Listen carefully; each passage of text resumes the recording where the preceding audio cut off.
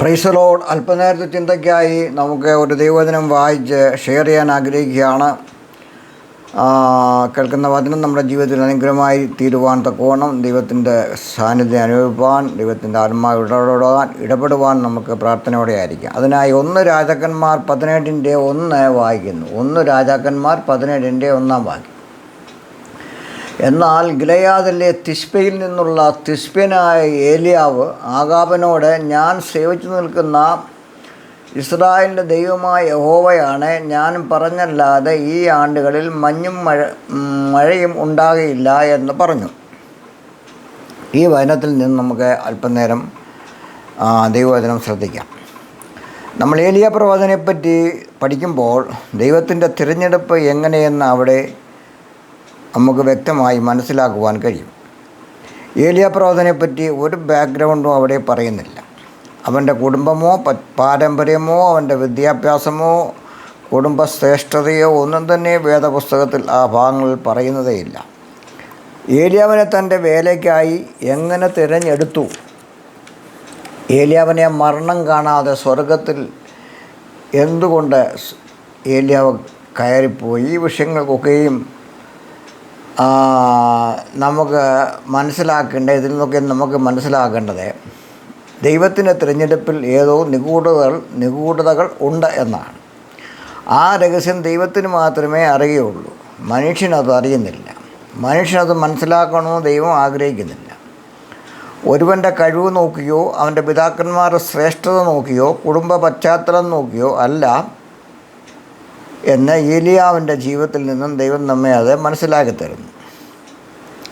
എന്നാൽ ഏലിയാവിന് സ്വയം അത് മനസ്സിലാക്കുവാൻ കഴിയുന്നില്ല.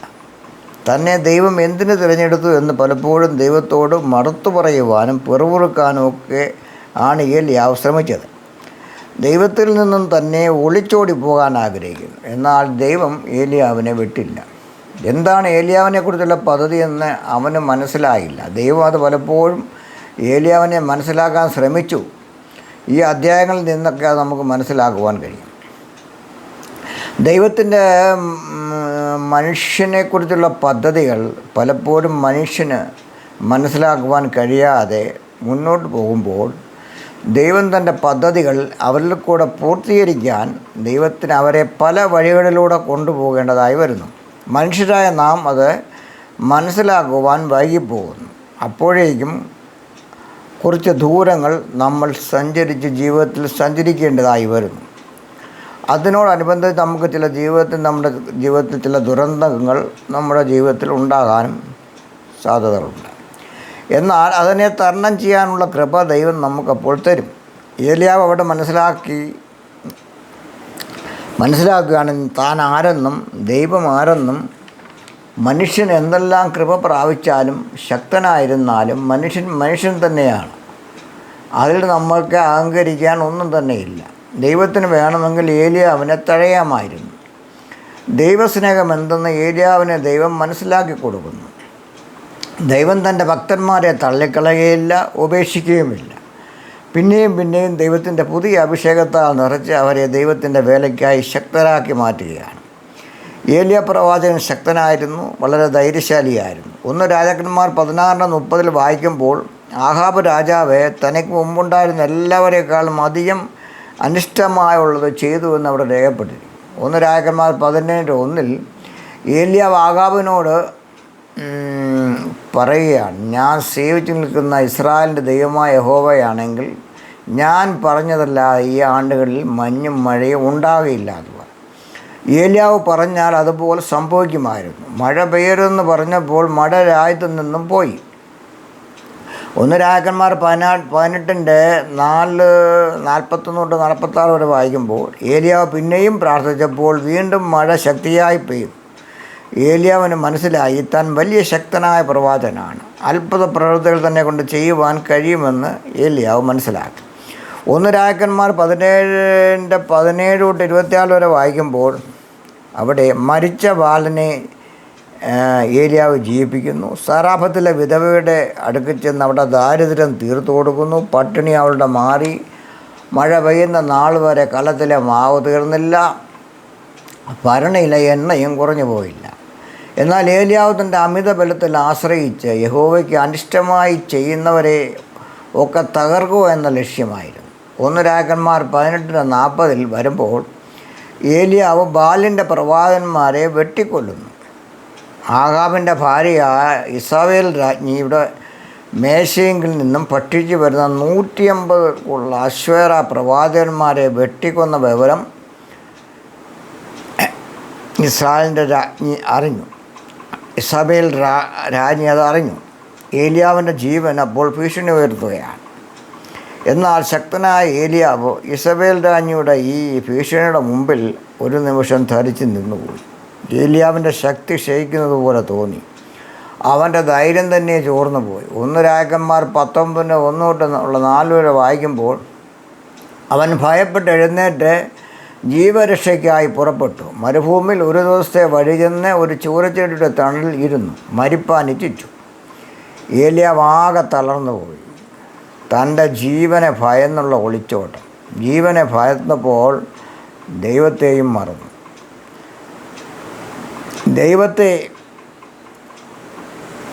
ദൈവത്തിന് തന്നെക്കുറിച്ചുള്ള ഉദ്ദേശം എന്തെന്നൊക്കെ മറന്നുപോയി. ഏലിയാവിനെക്കുറിച്ച് ദൈവത്തിൻ്റെ രക്ഷ എന്തെന്നും ഏലിയാവിനെക്കുറിച്ച് ദൈവത്തിൻ്റെ വലിയ പദ്ധതികൾ ഒക്കെ ഉണ്ടായിരുന്നു. തൽക്കാലം അതൊക്കെ അവൻ മറക്കുകയാണ്. അല്പനേരം കൊണ്ടെല്ലാം മറന്നു. ഇന്ന് പല ഭക്തന്മാർക്കും സംഭവിക്കുന്നത് ഇങ്ങനെയൊക്കെയാണ്. നമ്മൾ നോക്കിയാൽ ജീവിതത്തിൽ പ്രതികൂലങ്ങൾ നേരിടുമ്പോൾ പ്രശ്നങ്ങളുടെ മുമ്പിൽ എല്ലാം മറക്കുന്നു. തൻ്റെ രക്ഷകനാരെന്നും തന്നെ അയച്ചവനാരെന്നും തന്നെ തിരഞ്ഞെടുത്തവനാരെന്നും ഒക്കെ പ്രതിസന്ധികൾ ഭീഷണിയുടെ മുമ്പിലൊക്കെ മറന്ന് തളർന്ന് ക്ഷീണിച്ച് ദൈവത്തിൻ്റെ മുമ്പിൽ നിന്ന് ഓടിമറയാൻ ശ്രമിക്കുകയാണ്. ദൈവത്തിൻ്റെ അത്യന്ത ശക്തി ഉപയോഗിച്ച് പല അത്ഭുതങ്ങൾ ദൈവപ്രവൃത്തികൾ കണ്ടവരൊക്കെ ഒരു നിമിഷം കൊണ്ട് എല്ലാം മറന്ന് ദൈവത്തോട് മറുതലിക്കാൻ തുടങ്ങുന്നു. പുതിയ നിയമത്തിൽ നമ്മൾ വായിക്കുമ്പോൾ പത്രോസിനും ഇതൊക്കെ സംഭവിച്ചു. തൻ്റെ ജീവരക്ഷയ്ക്കായി യേശുവിനെ 3 വട്ടം തള്ളിപ്പറയുന്നതായി അവിടെ കാണുവാൻ കഴിയും. 1 രാജാക്കന്മാർ 19:5 വായിക്കുമ്പോൾ പെട്ടെന്ന് ദൂതൻ അവനെ തട്ടി ഉണർത്തി അവനോട് എഴുന്നേറ്റ് തിന്നുക എന്ന് പറഞ്ഞു. അവൻ ഉണർന്ന് നോക്കിയപ്പോൾ കനലിന്മേൽ ചുട്ട ഒരടയും ഒരു തുരുത്തി വെള്ളവും തലക്കലിരിക്കുന്നത് കണ്ടു. അവൻ തിന്നു കുടിച്ച് പിന്നെയും കിടന്നുറങ്ങി. യഹോവയുടെ ദൂതൻ 2ാമത് വന്ന് അവനെ തട്ടി എഴുന്നേൽപ്പിച്ചു. എഴുന്നേറ്റ് തിന്നുക, നിനക്ക് ദൂരയാത്ര ചെയ്യാനുണ്ടല്ലോ എന്ന് പറഞ്ഞു. പിന്നെയും ആഹാരം കഴിച്ച് ബലം പ്രാപിച്ച് 40 പകലും 40 രാവും ദൈവത്തിൻ്റെ പർവ്വതമായ ഹോറോബോളം നടന്നു. പിന്നെയും ലക്ഷ്യമില്ലാത്ത പോക്കാണ്. 19 വരുമ്പോൾ അവിടെ അവൻ ഗുഹയിൽ പാർത്തു. അപ്പോൾ അവൻ യഹോവയുടെ അരുളപ്പാടുണ്ടായി, ഏലിയാവേ, ഇവിടെ നിനക്ക് എന്ത് കാര്യം? യഹോവയായ ദൈവം ഏലിയാവിനോട് നേരിട്ട് സംസാരിക്കാൻ തുടങ്ങിയാണ്. ഏലിയാവിനെ ദൈവം വിട്ടില്ല. ഏലിയാവ് തൻ്റെ ഉത്തരവാദിത്വം മറന്നിട്ടും ദൈവം ഏലിയാവിനെ മറന്നില്ല. ഏലിയാവ് ചെയ്യേണ്ട കാര്യങ്ങൾ ദൈവം ഏലിയാവിനെ പിന്നെയും നേരിട്ട് സംസാരിച്ച് ഓർപ്പിക്കുകയാണ്. പിന്മാറാൻ ശ്രമിച്ച ഏലിയാവിനെ പൂർവാധികൻ ശക്തിയോടെ എഴുന്നേൽപ്പിച്ചു. പിന്നെയും ദൈവത്തിൻ്റെ അഭിഷേകം പകർന്ന ഏലിയാവിനെ ദൈവത്തിൻ്റെ അത്ഭുത പ്രവൃത്തികൾക്കായി ഉപയോഗിക്കുന്നതായി അവിടെ കാണാം. ദൈവം തൻ്റെ ഭക്തനോട് ക്ഷമിക്കുന്നു, കൂടെ നടക്കുന്നു. അവൻ ക്ഷീണിക്കാതെ തളരാതെ സമയാസമയങ്ങളിൽ ആഹാരം എത്തിച്ചു കൊടുക്കുന്നു. അവൻ തളർന്നു പോകാൻ ദൈവം അനുവദിച്ചില്ല. എന്തെന്നാൽ ദൈവം ഏലിയാവിനെ സ്നേഹിക്കുന്നു. ദൈവം ഏലിയാവിനെ തന്നോടുകൂടെ സ്വർഗത്തിൽ വാസം ചെയ്യുവാൻ ആഗ്രഹിക്കുകയാണ്. ഇതാണ് നമ്മുടെ ദൈവത്തിൻ്റെ സ്നേഹം. നമ്മൾ മറന്നാലും ദൈവം നമ്മളെ മറക്കുന്നില്ല. ദൈവത്തിന് വേണ്ടി നീ എന്തെങ്കിലും ചെയ്തിട്ടുണ്ടെങ്കിൽ അതിനെല്ലാം പ്രതിഫലം തന്ന് മാനിച്ച് അവൻ തൻ്റെ ഭക്തന്മാരെ നടത്തുന്നു, പരിപാലിക്കുന്നു എന്ന് നമ്മൾ മനസ്സിലാക്കുക. നമ്മൾ ഭൂമിയിൽ ചെയ്യുന്ന ദൈവവേലയ്ക്ക് പ്രതിഫലം സ്വർഗത്തിൽ കരുതി നമ്മുടെ ദൈവം തമ്പുരാൻ അത് ഒരുക്കിക്കൊണ്ടിരിക്കുന്നു. ഇതാണ് ദൈവസ്നേഹം. ഈ സ്നേഹം നമ്മൾ മറന്നു പോകരുത്. ഈ ദൈവത്തെ ശരിയായി അറിയുവാൻ നമ്മൾ ആഗ്രഹിക്കുമ്പോൾ ദൈവസ്നേഹത്തിൻ്റെ ആഴം എന്തെന്ന് നമുക്ക് മനസ്സിലാക്കുവാൻ കഴിയും. അങ്ങനെ നാം ദൈവത്തെ അറിയുമ്പോൾ ഈ ദൈവത്തെ ഒരിക്കലും മറക്കുവാൻ കഴിയുകയില്ല. വെറും കാര്യം സാധിക്കാനുള്ള ദൈവസ്നേഹമല്ല നമുക്ക് വേണ്ടത്.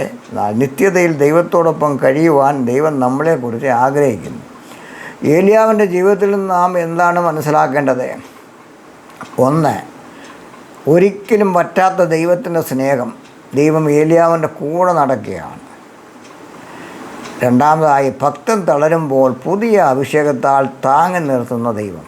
3, ദൈവം ഒരുവനെ തൻ്റെ വേലയ്ക്കായി വിളിച്ചിറക്കിയാൽ അത് പൂർണ്ണമായി ചെയ്തു തീർക്കുവാൻ ഭക്തൻ്റെ കൂടെ ദൈവം നടക്കുന്നു, സംസാരിക്കുന്നു, നമ്മെ ഓർമ്മപ്പെടുത്തുന്നു. നമ്മൾക്കും ദൈവകരങ്ങളിലേക്ക് സമർപ്പിക്കാം. ദൈവസ്നേഹത്തിന് മുമ്പിൽ നമ്മെ തന്നെ താഴ്ത്താം.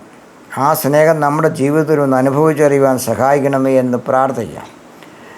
ദൈവം എന്നിൽ കൂടി എന്താണോ ചെയ്യാൻ ആഗ്രഹിക്കുന്നത് പൂർത്തീകരിക്കുവാൻ ദൈവമേ എന്നെ ഉപയോഗിക്കണമേ എന്ന് നമുക്ക് പ്രാർത്ഥിക്കാം. അതിനായി നമുക്ക് വീണ്ടും ദൈവകരങ്ങൾ സമർപ്പിക്കാം, പ്രാർത്ഥിക്കാം. ദൈവം അനുഗ്രഹിക്കട്ടെ. വചനങ്ങളാൽ ദൈവം നമ്മളെ അനുഗ്രഹിച്ച് പ്രാർത്ഥിച്ചുകൊണ്ട് നിർത്തുന്നു. Price the Lord. ആമേൻ.